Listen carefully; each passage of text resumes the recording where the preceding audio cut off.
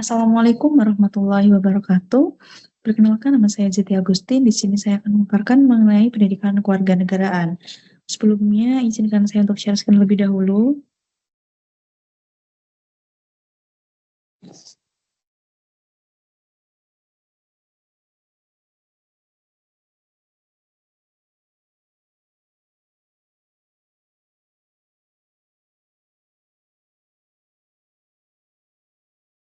Baik. Apakah mata kuliah pendidikan kewarganegaraan itu penting di perguruan tinggi? Dan jawabannya adalah penting, karena cinta tanah air itu tidak mengenal usia dan jenjang pendidikan. Baik SD, SMP, SMA, SMK, kuliah, tetap memerlukan rasa cinta tanah air. Salah satunya dengan mata kuliah pendidikan kewarganegaraan. Selain itu juga menangkal radikalisme dan juga memberikan bekal nilai-nilai kebangsaan dan pemahaman komprehensif mengenai wawasan Nusantara, ketahanan nasional, hak dan kewajiban sebagai warga negara, demokrasi, konstitusi, serta HAM dalam menghadapi tantangan globalisasi demi eksistensi NKRI. Lalu bagaimana penerapan ilmu pendidikan kewarganegaraan dan nilai-nilai demokrasi? Nah, kita bisa menerapkan nilai-nilai khususnya Pancasila dalam kehidupan sehari-hari. Contohnya seperti gambaran sila pertama, menunaikan ibadah sesuai dengan agama dan kepercayaan masing-masing sebagai implementasi dari sila pertama, ketuhanan yang Maha Esa. Yang kedua, budaya antri. Kita menerapkan antri tanpa melihat perbedaan di antara sesama manusia. Yang ketiga, tolong-menolong, bersatu.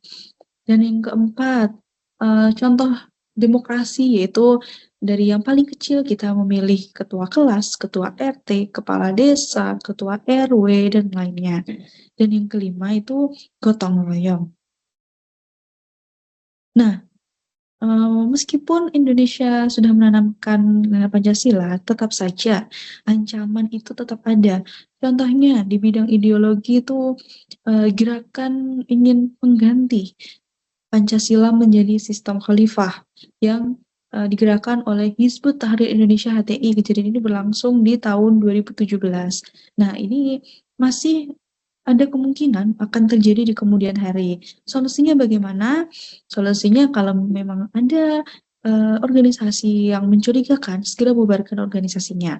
Lalu kerjasama dengan antar lembaga seperti polisi, TNI, dan sebagainya. Kemudian ancaman di bidang politik. Contohnya itu ancaman untuk memilih partai politik tertentu. Itu seringkali terjadi saat pemilu. Bahkan untuk pemilihan kepala desa pun juga seperti itu. Jadi ada beberapa pihak yang mengancam masyarakat untuk memilih pilihan mereka, pilihan oknum-oknum ini, seperti memilih partai politik nomor 1, nomor 2, nomor 3, dan sebagainya. Apabila tidak mengikuti perintah, maka bisa dikucilkan, dan lain-lain. Hal ini sangat tidak menguntungkan ya.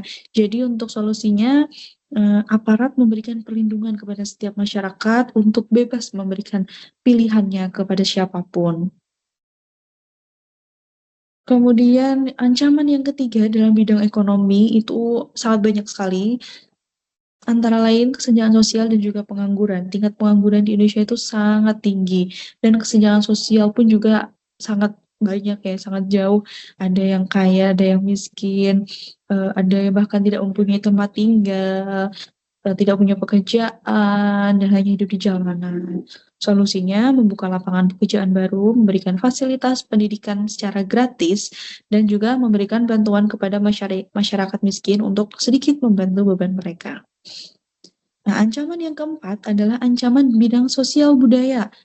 Contohnya itu adalah lunturnya budaya Pancasila. Di era saat ini, budaya-budaya luar itu dengan gampangnya masuk ke Indonesia lewat media sosial yang ada dan digunakan oleh masyarakat saat ini. Contohnya untuk budaya minum minuman keras, budaya narkoba, dan sebagainya.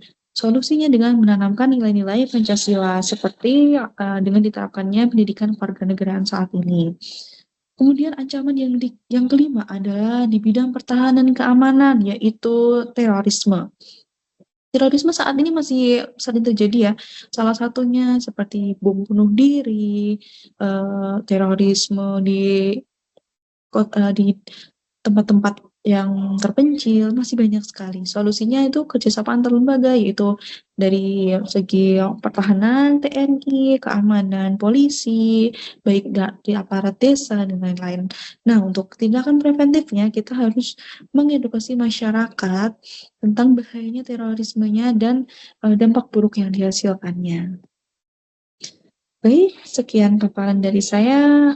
Terima kasih. Assalamualaikum warahmatullahi wabarakatuh.